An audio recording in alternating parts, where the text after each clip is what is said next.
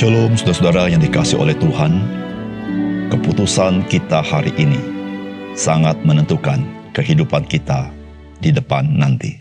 Salam jumpa dalam program Tuhan adalah Gembalaku. Saudara, kita tahu bahwa kehidupan kita itu sangat dipengaruhi oleh keputusan-keputusan yang kita ambil. Bukan saja keputusan untuk hal-hal besar saja, juga untuk hal-hal yang kecil. Dan itu dapat mengubah haluan kehidupan kita. Sebagai orang percaya, ada kalanya kita mengambil keputusan tanpa lagi bertanya kepada Tuhan. Tentu hal itu kita lakukan ketika kita anggap itu adalah perkara kecil. Atau mungkin kita sudah merasa berpengalaman, atau kita anggap bahwa kita sudah mempunyai masukan yang cukup bagus dan data yang akurat. Saudara, sadarkah kita bahwa kehidupan kita ini tidak luput dari yang disebut dengan blind spot? Dan blind spot itu bukan sesuatu yang sifatnya natural, melainkan spiritual. Apa yang seringkali jadi pertimbangan kita adalah hal-hal yang sifatnya lahiriah, namun kurang untuk hal yang terkait dengan rohani. Misalnya, yang kita tanyakan adalah apakah itu menguntungkan? Namun, seberapa banyak pertanyaannya adalah apakah itu memperkenankan Tuhan? Saudara, pada umumnya, pertanyaan pertama itu seringkali menjadi pertanyaan pamungkas kita, bukan? Saudara, mari kita membaca 2 Tawari pasal yang ke-10. Kemudian Rehabeam pergi ke Sikem, sebab seluruh Israel telah datang ke Sikem untuk menobatkan dia menjadi raja. Segera sesudah hal itu kedengaran kepada Yerobeam bin Nebat, ia ada di Mesir, sebab ia melarikan diri ke sana dari hadapan Raja Salomo, maka kembalilah ia dari Mesir. Orang menyuruh memanggil dia, lalu datanglah Yerobeam dengan seluruh orang-orang Israel dan berkata kepada Rehabeam, ayahmu telah memberatkan tanggungan kami, maka sekarang ringankanlah pekerjaan yang sukar yang dibebankan ayahmu dan tanggungan yang berat yang dipikulkannya kepada kami, supaya kami menjadi hambamu. Tetapi ia menjawab mereka, datanglah kembali kepadaku lusa, lalu pergilah rakyat itu. Sesudah itu Rehabeam meminta nasihat dari para tua-tua yang selama hidup Salomo mendampingi Salomo, ayahnya, katanya, apakah nasihatmu untuk menjawab rakyat itu? Mereka berkata kepadanya, jika engkau mau berlaku ramah terhadap rakyat itu, mau menyenangkan mereka, dan mengatakan kata-kata yang baik kepada mereka, maka mereka menjadi hamba-hambamu sepanjang waktu. Tetapi ia mengabaikan nasihat yang diberikan para tua-tua itu, lalu ia meminta nasihat kepada orang-orang muda yang sebaya dengan dia dan yang mendampinginya. Katanya kepada mereka, apakah nasihatmu supaya kita dapat menjawab rakyat yang mengatakan kepadaku, ringankanlah tanggungan dipikulkan kepada kami oleh ayahmu?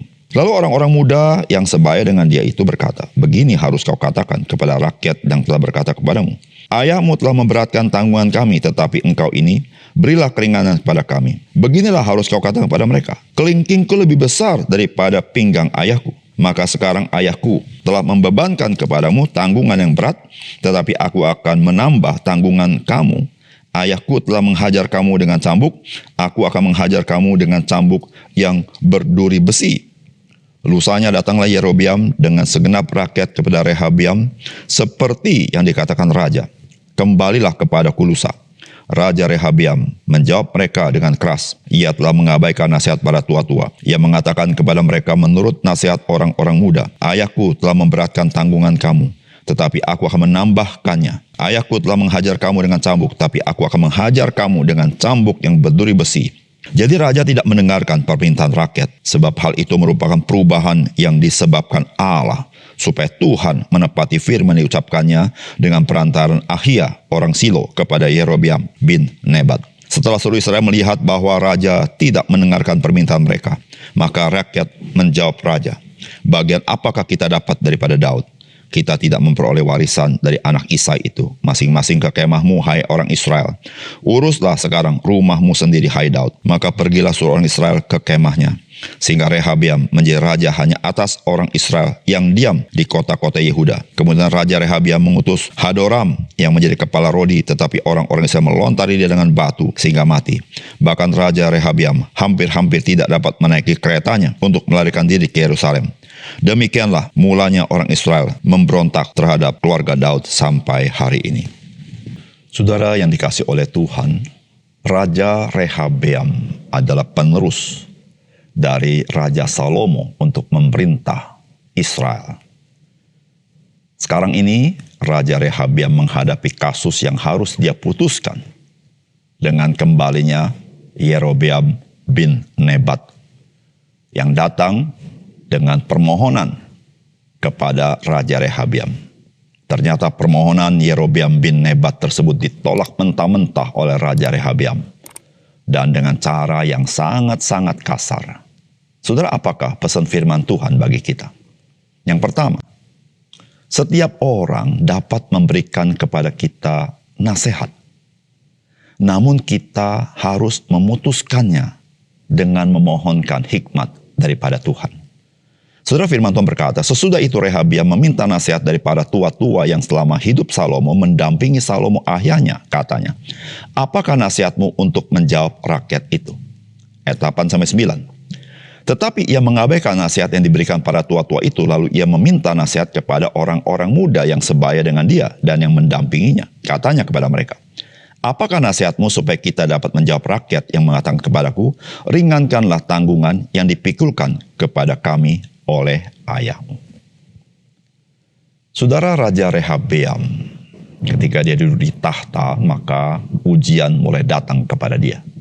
Ujian itu datang, yaitu dia harus mengambil sebuah keputusan yang sangat penting dan sangat strategis, yaitu dengan ketibaan Yerobeam bin Nebat dari Mesir, dengan permohonannya bersama rakyat Israel. Dan saudara, dari kisah yang kita baca, Rehabeam bertanya kepada tua-tua yang sejaman dengan ayahnya. Dan dia bertanya kepada orang-orang sebaya rekan kerjanya. Saudara, kedua kelompok ini memberikan inputan nasihat kepada dia. Namun, dari kisah ini, kita tidak membaca Rehabeam bertanya kepada Tuhan. Saudara, Raja Daud adalah raja di dalam setiap peristiwa bertanya kepada Tuhan. Raja Salomo juga ada bertanya kepada Tuhan. Tetapi saudara, dari kisah ini, Raja Rehabeam tidak bertanya kepada Tuhan. Dan dia mengambil keputusan untuk mengikuti nasihat orang muda. Saudara yang dikasih oleh Tuhan, dalam hidup kita, kita perlu inputan nasihat dari orang-orang di sekitar kita.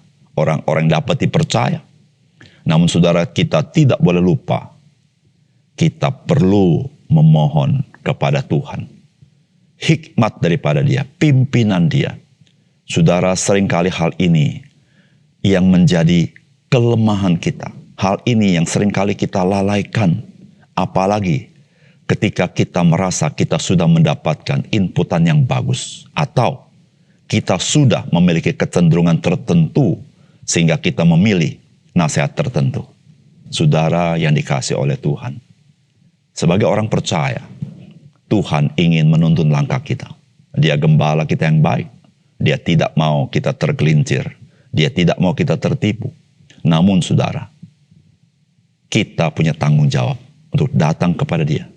Minta hikmat daripada Tuhan. Minta pimpinan Tuhan. Karena pimpinan Tuhan selalu mau menyertai kita dan tidak pernah meninggalkan kita. Disitulah saudara-saudara yang kasih dalam Tuhan. Kita menjadi orang percaya yang selalu berjalan di jalan yang Tuhan inginkan dalam hidup kita. Sehingga saudara, kita boleh melihat kemuliaan Tuhan. Kita boleh melihat kasih Tuhan. Kita boleh melihat kuasa Tuhan dalam hidup kita. Yang kedua, saudara, Tuhan itu tidak pernah salah di dalam firman-Nya. Saudara, firman Tuhan berkata, jadi raja tidak mendengarkan permintaan rakyat. Sebab hal itu merupakan perubahan yang disebabkan Allah supaya Tuhan menepati firman yang diucapkannya dengan perantaran Ahia orang Silo kepada Yerobeam bin Nebat. Saudara, apa yang terjadi dengan bangsa Israel? Apa yang terjadi dengan keputusan Rehabeam? Saudara, sebetulnya sudah diperingatkan oleh Tuhan. Baik kepada Raja Daud, kemudian kepada Raja Salomo, kemudian melalui Ahia orang Silo itu, berbicara kepada Yerobeam yang akan berkuasa atas 10 suku orang Israel. Saudara, peringatan-peringatan Tuhan tidak boleh diabaikan. Saudara, Yerobeam berkuasa atas 10 suku Israel karena Raja Salomo tidak setia kepada Tuhan. Dan saudara, Rehabeam keturunannya juga menjadi orang yang tidak mencari wajah Tuhan di dalam mengambil keputusan. Oleh karena itu, saudara yang kasih dalam Tuhan, bagaimanakah sikap kita terhadap peringatan-peringatan yang Tuhan berikan kepada kita? Saudara, begitulah kehidupan kita. Saudara, janganlah kita meremehkan apa yang Tuhan katakan dari firman-Nya kepada kita. Saudara, Tuhan berfirman karena Dia mencintai kita. Tuhan memberikan peringatan kepada kita karena kita adalah orang-orang yang rentan untuk tergelincir, tertipu. Tuhan ingin melindungi kita. Maka itu, saudara, Dia berbicara kepada kita melalui Alkitab, melalui firman Tuhan, melalui kitab suci. Supaya apa, saudara? Supaya hidup kita berada di jalur yang Tuhan inginkan, di mana Tuhan ingin memberkati hidup kita. Oleh karena itu, saudara yang kasih dalam Tuhan, dari apa yang kita pelajari dari kisah Rehabeam ini, saudara ingatlah, Tuhan tidak pernah salah di dalam firman-Nya. Oleh karena itu, mari kita perhatikan apa yang Tuhan katakan kepada kita, dan kita hidup seturut dengan firman Tuhan. Mari kita berdoa. Bapa surga, terima kasih untuk kebenaran firman-Mu. Biarlah Tuhan memberkati firman-Mu dan menolong kami supaya kami menjadi orang-orang percaya yang bijaksana. Kami tidak sembarangan mengambil sebuah keputusan semata-mata karena nasihat orang lain, semata-mata karena kecenderungan hati kami, tetapi kami sungguh-sungguh memohon hikmat daripada Tuhan, pimpinan daripada Tuhan. Tuhan, terima kasih untuk firman Tuhan. Dalam nama Tuhan Yesus kami berdoa. Amin.